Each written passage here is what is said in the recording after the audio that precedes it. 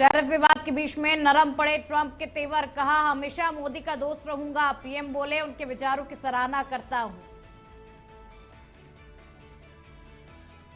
Anil Ambani bank of Baroda से भी fraud घोषित, एसबीआई और बैंक ऑफ इंडिया के बाद में तीसरी कार्रवाई। आरकॉम पर 1656 करोड़ बकाया होने का बीओबी ने किया दावा। होशियारपुर चिंतपूर्णी हाईवे पर सड़क हादसा, गहरी खाई में गिरी एम्बुलेंस, 3 लोगों की मौत, 2 लोग घायल।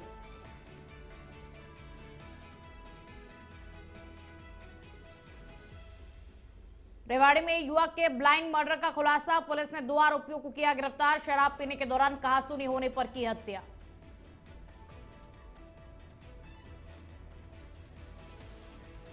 नमस्कार, आप देख रहे हैं इंडिया अहेड। मैं हूं आपके साथ में खुशबू सिंह। तो चलिए बुलेटिन की शुरुआत करेंगे और पहली खबर का रुख करेंगे। अमेरिकी राष्ट्रपति डोनाल्ड ट्रंप शुक्रवार को भारत के खिलाफ दिए गए अपने बयान पर करीब 12 घंटों के अंदर ही बैकफुट पर चले गए। उन्होंने व्हाइट हाउस में प्रेस कॉन्फ्रेंस के दौरान एक सवाल पर कहा कि मैं हमेशा मोदी का दोस्त रहूंगा और भारत के साथ में संबंधों को रीसेट करने के लिए हमेशा तैयार हूं। और इससे पहले शुक्रवार सुबह उन्होंने सोशल मीडिया ट्रूथ पर लिखा था कि ऐसा लगता है कि हमने भारत और रूस को चीन के हाथों खो दिया है और उम्मीद है कि उनका भविष्य अच्छा होगा। और वहीं प्रधानमंत्री मोदी ने ट्रंप की इस टिप्पणी पर प्रतिक्रिया देते हुए एक्स पर पोस्ट लिखा और वो अमेरिकी राष्ट्रपति की भावनाओं और रिश्तों के सकारात्मक मूल्यांकन की गहरी सराहना करते हैं और पूरी तरीके से उसका समर्थन भी करते हैं। तो सिर्फ 12 घंटे के अंदर ही राष्ट्रपति ट्रंप बैकफुट पर आ गए। उन्होंने अपने बयान बदल दिए। टैरिफ विवाद के बीच में अब ट्रंप नरम पड़ते हुए नजर आए। उनके तेवर जो है वो नरम पड़ते हुए दिखाई दिए और पीएम मोदी को उन्होंने अच्छा दोस्त बताया और कहा कि प्रधानमंत्री नरेंद्र मोदी महान प्रधानमंत्री है। और प्रधानमंत्री नरेंद्र मोदी ने भी ट्रंप की टिप्पणी पर अपनी प्रतिक्रिया दी और कहा कि मैं उनके इस बयान का पूरी तरीके से समर्थन करता हूं।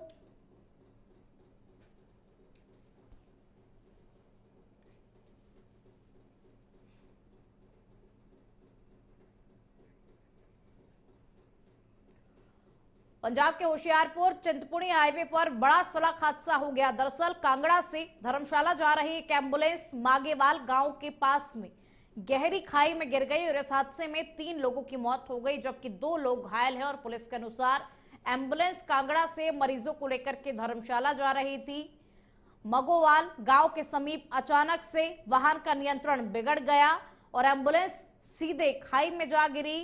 तो गहरी खाई में एम्बुलेंस गिर गई है और ये बड़ा सड़क हादसा हुआ होशियारपुर में। होशियारपुर चिंतपूर्णी हाईवे पर ये बड़ा सड़क हादसा हुआ है जहां पर अनियंत्रित होकर के एम्बुलेंस एक गहरी खाई में जा गिरी जिसकी वजह से 3 लोगों की मौत भी हो गई है और 2 लोग गंभीर रूप से इस पूरे हादसे में घायल बताए जा रहे हैं जिन्हें अस्पताल में भर्ती करवाया गया और इस वक्त उनका इलाज चल रहा है।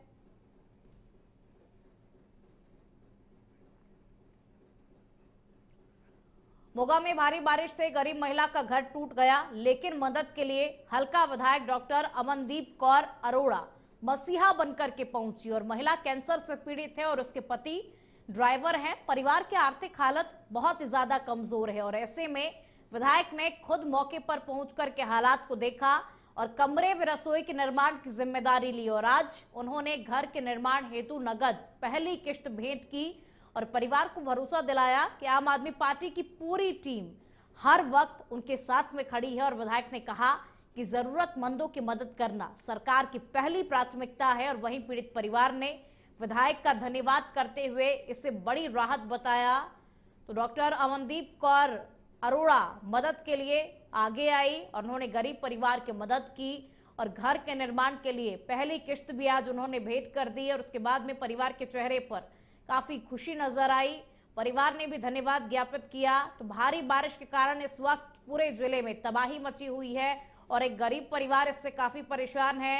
एक महिला जो कि कैंसर से पीड़ित है उसका घर भी टूटा हुआ है और इस दौरान विधायक आगे आई, उन्होंने मदद की। हाँ जी सर, मेरे ब्रेस्ट कैंसर है जी, तो मैनू इस करके भी फरीदकोट तो इलाज चल रहा मेरा जी। तो धन्यवाद है मैडम जी का मैनू दवाई बूटी दवाने वास्ते जी।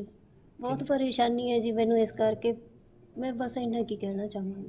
ਮੇਰੇ ਹਲਕਾ ਮੋਗਾ ਪਿੰਡ ਮੰਡੀਰਾ ਨਵਾਂ ਵਿਖੇ ਸਾਡੇ ਸਰਪੰਚ ਸਾਹਿਬ ਔਰ ਪੰਚ ਸਾਹਿਬਾਨ ਮੇਰੇ ਕੋਲ ਆਈ ਸੀ ਔਰ ਉਹਨਾਂ ਨੇ ਮੈਨੂੰ ਦੱਸਿਆ ਕਿ ਸਾਡੇ ਇੱਥੇ ਇੱਕ ਭੈਣ ਹੈ ਜਿਹੜੇ ਜਿਨ੍ਹਾਂ ਨੂੰ ਲੈਫਟ ਸਾਈਡ ਜਿਹੜਾ ਬ੍ਰੈਸਟ ਕੈਂਸਰ ਹੈ ਔਰ ਇਹ ਟ੍ਰੀਟਮੈਂਟ ਚੱਲ ਰਿਹਾ ਇਹਨਾਂ ਦਾ। ਪਰਿਵਾਰ ਦੇ ਬੜੇ ਨਾਜ਼ੁਕ ਹਾਲਾਤ ਨੇ।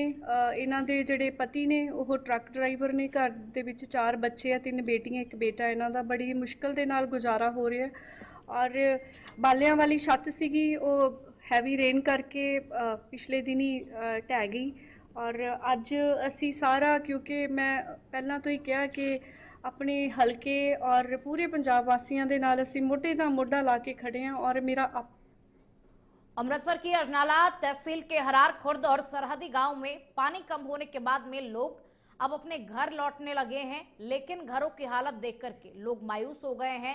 बाढ़ ने फसलों को, पशुओं को, घर को और जान माल को बड़ा नुकसान पहुंचाया है। ग्रामीणों का कहना है कि सरकार 2023 की बाढ़ जैसे वादे तो कर रही है, लेकिन अब तक कोई भी ठोस कार्रवाई नहीं हुई। और हरजिंदर कौर ने बताया कि उनके सभी कमरे क्षतिग्रस्त हो गए हैं, फर्श धस गए, आर्थिक हालत बेहद ही खराब है और उन्होंने सरकार से तुरंत उचित मुआवजे की भी मांग की है। तो बरसात की वजह से लोग काफी परेशान हो गए हैं। हालांकि पानी कम होने के बाद में अब लोग अपने घरों के तरफ तो लौट रहे हैं, लेकिन घरों की हालत देखने के बाद में लोगों के चेहरे पर मायूसी छा गई, क्योंकि किसी के घर की दीवार टूट गई तो किसी के घर का फर्श धस गया, जिसकी वजह से लोग इस वक्त काफी परेशान हैं, क्योंकि अब उनका जनजीवन जो है वो भी अस्त व्यस्त होता हुआ नजर आ रहा है। और अब इन लोगों ने सरकार से उचित मुआवजे की भी मांग की है। बहुत ज्यादा नुकसान हो गया भाई, कोठे पाए सारे फर्शा फुर्शा भी बह गई वा ते बहुत भारी नुकसान होया। बरांडा सी तूड़ी वाला सारा डिग पिया साडा ते होर भी काफी बहुत सारा घर नुकसान होया साडा। कोठे जे हुणे पाए असीं सारियां फर्शां, कोठे साडे सारे पाड़ गए आ ते कोई पता नहीं किहड़े वेले डिगने किहड़े वेले नहीं। ते उधर धुप्पां लगणियां ते उधर ज्यादा पटन डे कोठे, क्योंकि हुण पानी लथ गया, इहदे करके पानी जमीन जिहड़ी सुक रही है ते जिहड़ा नुकसान है ज्यादा होण डिया हुण। पंजाब के पूर्व मंत्री डॉक्टर हरबंस लाल द्वारा समाज सेवा कार्यों के लिए रचित हाँ के नारे के तहत चेतना मंच ने मंच के संरक्षक एवं पंजाब के पूर्व मंत्री डॉक्टर हरबंस लाल के नेतृत्व में साहिबजादों और माता गुजरी जी के पवित्र स्थल गुरुद्वारा ज्योति स्वरूप साहिब में बाढ़ पीड़ितों की खुशहाली और समृद्धि के लिए प्रार्थना की गई। और प्रार्थना के बाद में पंजाब के पूर्व मंत्री डॉक्टर हरबंस लाल ने कहा कि पंजाब में संकट की स्थिति को देखते हुए संगठन के द्वारा आज एक विशेष बैठक बुलाई गई है और एक 11 सदस्यीय समिति का गठन भी किया गया है। 11 सदस्यीय समिति प्रतिदिन बैठक कर बाढ़ पीड़ितों के लिए विशेष प्रयास करेगी। हरियाणा की रेवाड़ी पुलिस ने युवक के ब्लाइंड मर्डर का खुलासा करते हुए 2 आरोपियों को गिरफ्तार किया और दोनों आरोपियों ने करनावास गांव के पास 35 वर्षीय राकेश की हत्या की। और दरअसल तीनों ने पहले एक साथ में शराब पी और कुछ कहासुनी होने पर दोनों आरोपियों ने राकेश का गला दबाया और फिर चेहरे पर पत्थर से हमला कर दिया और मौके से फरार हो गए। तो युवक के ब्लाइंड मर्डर का अब खुलासा हो गया। पुलिस ने इस पूरे मामले को लेकर के 2 आरोपियों को गिरफ्तार किया है और युवक जिसका ब्लाइंड मर्डर किया गया था, अब इसका खुलासा पुलिस ने कर दिया है।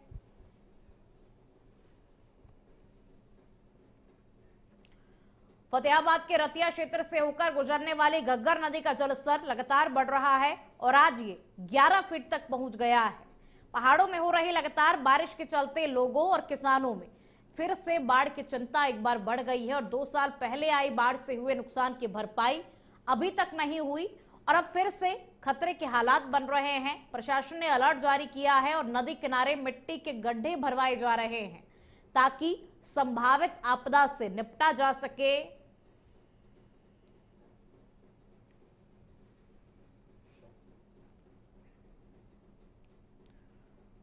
नारनौल के पास कोरियावास में बने मेडिकल कॉलेज में इस महीने के अंत तक एमबीबीएस की कक्षाएं शुरू हो सकती है और केंद्र सरकार ने कॉलेज में 100 सीटों को मंजूरी दे दी है और स्टाफ व प्रोफेसर्स की नियुक्तियां भी की जा रही है। मेडिकल कॉलेज के साथ ही 850 बेड का आधुनिक अस्पताल भी शुरू हो चुका है, जिससे कि हरियाणा ही नहीं बल्कि राजस्थान के मरीजों को भी बड़ा लाभ मिलेगा। और स्वास्थ्य मंत्री आरती सिंह राव और केंद्रीय मंत्री राव इंद्रजीत सिंह के प्रयासों से संभव हुए इस फैसले से क्षेत्र में रोजगार के अवसर भी बढ़ेंगे और लोगों को इलाज के लिए अब दूर नहीं जाना पड़ेगा, लोग परेशान नहीं होंगे।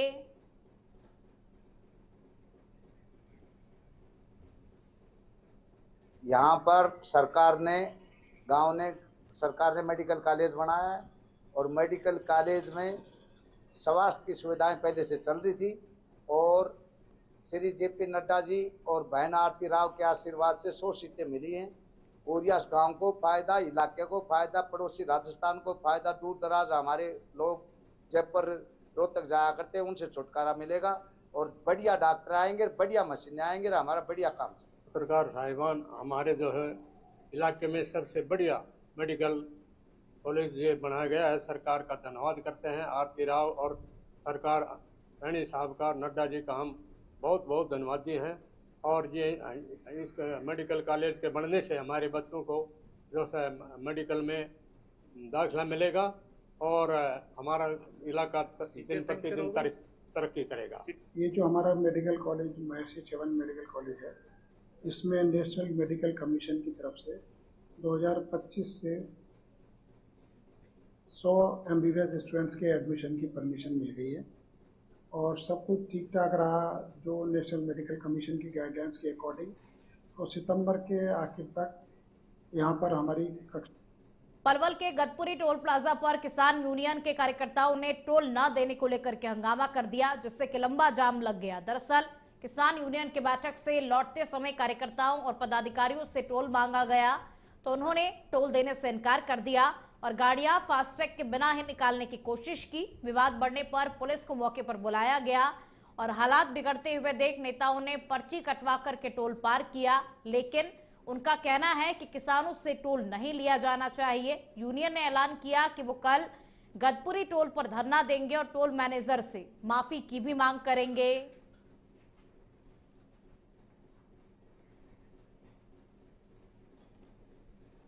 मैं हमारे जो भारतीय किसान बानू राष्ट्रीय अध्यक्ष हैं जो हमारे भानु प्रताप सिंह जी, अभी हम लोग कार्यक्रम में से आ रहे थे। मेरा सरकार से निवेदन है, जब हमारी गाड़ी निकलने से पहले रोड टैक्स जमा हो जाता है, डीजल डलवाते हैं तो उस पेट्रोल पे रोड टैक्स जमा हो जाता है, फिर ये हमारी जनता, आम जनता टोल टैक्स किस बात का देगी। मेरा सरकार से निवेदन है कि आप गाड़ी जब निकलने से पहले, गाड़ी मैन्युफैक्चरिंग होने से पहले जब आप रोड टैक्स ले लेते हैं तो ये टोल टैक्स किस बात का है। कि हमारी राष्ट्रीय अध्यक्ष आए थे पलवल में, मन्नत फार्म हाउस में मीटिंग थी हमारी, तो हमारी 17 गाड़ी थी, बाकी गाड़ी तो पहली देर से निकल गई।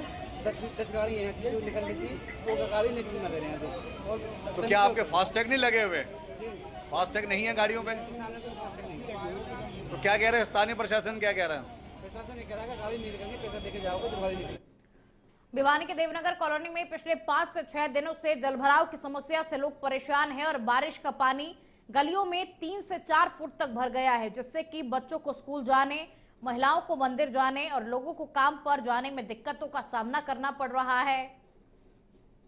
शनिवार को कांग्रेस के शहरी जिला अध्यक्ष प्रदीप गुलिया जोगी के नेतृत्व में कॉलोनी वासियों ने रोष प्रदर्शन किया और सरकार व प्रशासन पर लापरवाही का आरोप लगाया। गुलिया ने चेताया कि यदि जल्द पानी निकासी नहीं करवाई गई तो बड़ा आंदोलन किया जाएगा।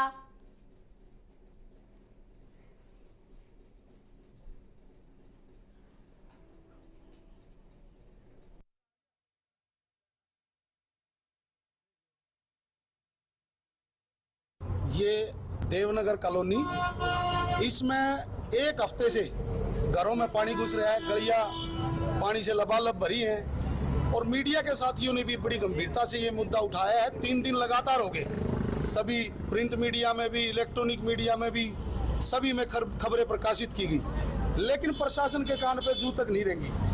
आज इस कॉलोनी में करोड़ों रुपए की लागत से बनारसी दास गुप्ता पार्क बनाया गया, सारा पानी भर गया है, दीवारों में पानी गया, पौधे खराब हो रहे हैं। और ये जो गलियां है ना, ये गली, इससे अगली गली, 4-4 फुट पानी यहाँ भरा हुआ है। मुझे कॉलोनी वासियों ने बताया है कि भाई यहाँ का जो पार्षद है, देखो उसने तो मदद करी है, लेकिन ना विधायक ने, ना MP ने, ना सरकार के किसी और नुमाइंदे ने, कोई भी इनका हालचाल नहीं जाना।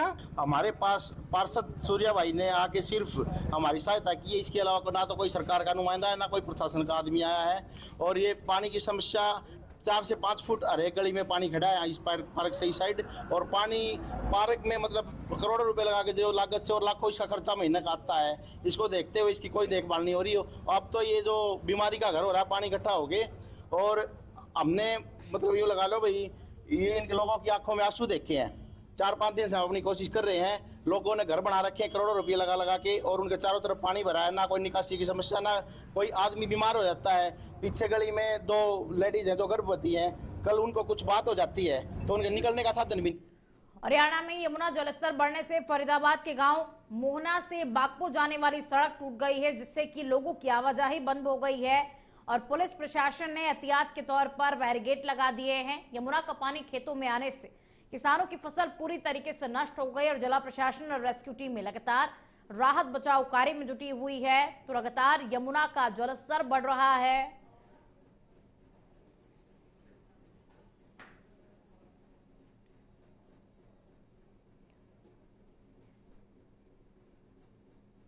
हाँ, जमुना से लाते हुए ये अपना मोहना से बागपुर की तरफ सड़क जा रही है। इसमें हमारे नायब तहसीलदार साहब भी, ओमकार सिंह जी भी आए हुए हैं मौके पे, और शासन भी है, और जेसीबी वगैरह हमारी सारी काम कर रही है, और हमने अपनी पूरी सुरक्षा लगा दी है, और सभी ग्रामीण लोगों से हमने बोल दिया है, निवेदन किया, वो भी हमारा सहयोग कर रहे हैं। तो ये जब तक बाढ़ का पानी आएगा तब तक ये स्थिति बनी रहेगी। क्या और उम्मीद है बढ़ने की?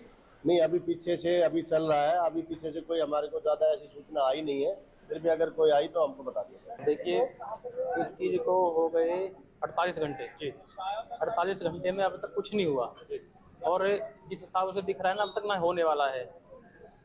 जिस हिसाब से पानी का जल स्तर बढ़ रहा है, आने वाले 48 घंटे में कुछ नहीं होगा।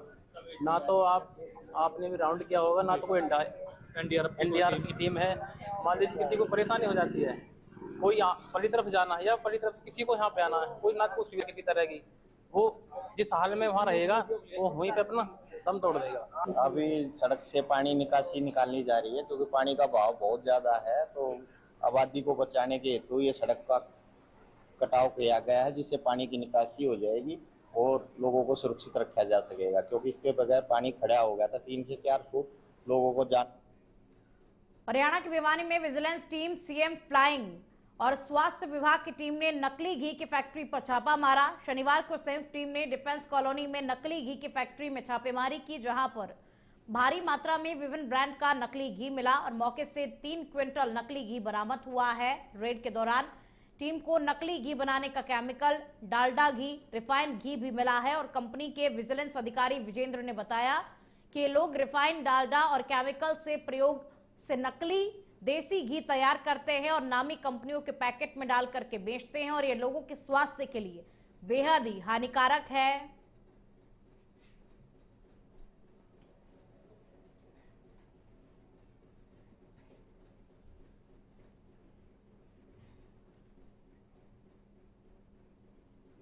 यहाँ क्या है कि अभी जैसे सीजन ऑफ हुआ है, स्टैम्प्स आए नहीं है और नवरात्रों को भी अभी टाइम है। अगर ये रेड जो और 10 दिन बाद में होती तो जो है बहुत ज़्यादा हैवी क्वांटिटी मिलती, क्योंकि इसके यहाँ 8 से 10 मशीन मिली है जो पैकिंग वाली है, लेकिन ये माल पैक करता हुआ मिला, जिसमें जो है हमारा भी पैक कर रहा था और भी कई कंपनियों का है। आज ये छापेमारी न्यू डिफेंस कॉलोनी भिवानी के अंदर एक इन्फॉर्मेशन थी सीआईडी की तरफ से कि भाई यहाँ पे नकली घी का कारोबार है, जो नकली घी बना के और खुद पैक कर रहे हैं, जिसमें अच्छी अच्छी ब्रांडेड कंपनी है, वीटा है, अमूल है, पतंजलि है, मिल्क फूड है, पारस है, इन सभी कंपनियों के हैं। हमने यहाँ पे एक टीम बना के यहाँ पे रेड करी है। सारे मौके पे जो भी घी मिले हैं हर से एक सैंपल लिए हैं, बाकायदा पारस वाले कंपनी की तरफ से आए हुए हैं, मिल्क फूड वाली कंपनी की तरफ से आए हैं, वीटा वाली कंपनी। फरीदाबाद जिले में यमुना किनारे बसे 2 दर्जन से ज्यादा गांव बाढ़ की चपेट में आ गए हैं और जहां करीब 50,000 से अधिक लोग प्रभावित हुए और 9,000 एकड़ जमीन पर खड़ी फसल नष्ट हो गई। प्रशासन ने प्रभावित परिवारों को सुरक्षित स्थानों पर पहुंचाकर खाने पीने की व्यवस्था की है और इस बीच एक दर्दनाक हादसे में 11 वर्षीय बच्चा बाढ़ के पानी में डूब करके अपनी जान गंवा बैठा और हाल ही में 2 और बच्चों की मौत भी बाढ़ में हो चुकी है। और तिगांव से विधायक और खाद्य आपूर्ति मंत्री राजेश नागर ने मृतक के परिवार से मुलाकात कर संवेदनाएं जताई और 4 लाख रुपए आर्थिक मदद भी दी। और लगातार हथनी कुंड से छोड़े गए पानी से हालात जो है वो गंभीर बने हुए हैं।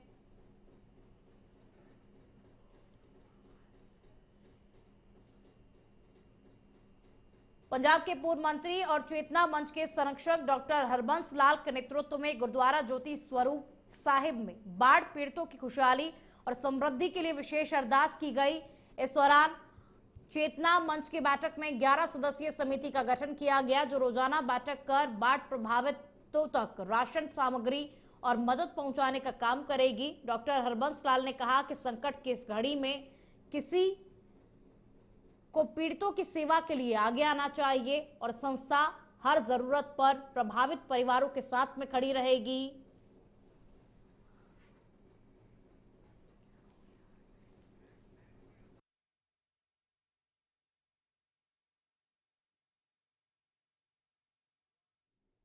ਸੋ ਅਸੀਂ ਇਹ ਕਾਮਨਾ ਕਰਦੇ ਹਾਂ ਕਿ ਆਪਾਂ ਸਾਰੇ ਇਲਾਕੇ ਨੂੰ ਚਾਹੀਦਾ ਕਿ ਆਪਾਂ ਵੱਧ ਤੋਂ ਵੱਧ ਯੋਗਦਾਨ ਪਾਈਏ।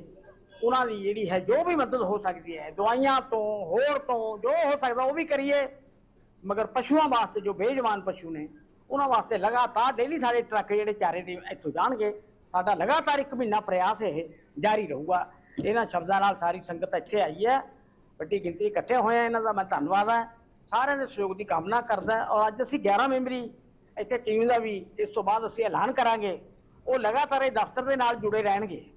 ਸਾਡੀ ਰੋਜ਼ ਮੀਟਿੰਗ ਹੋਇਆ ਕਰੂਗੀ ਤੇ ਜਿੱਥੇ ਵੀ ਜਿਹੜੇ ਇਲਾਕਿਆਂ ਸਾਨੂੰ ਜਾਣਾ ਪਿਆ ਅਸੀਂ ਜਾਵਾਂਗੇ। 1 ਮਹੀਨਾ ਲਗਾਤਾਰ ਉਸ ਇਲਾਕੇ ਵਾਸਤੇ ਜਿੱਥੇ ਲੋਕ ਵਿਚਾਰੇ ਪਾਣੀ ਦੇ ਵਿੱਚ ਆਪਣਾ ਸਾਰਾ ਕੁਝ ਤਬਾਹ ਕਰਤਾ, ਘਰ ਵੀ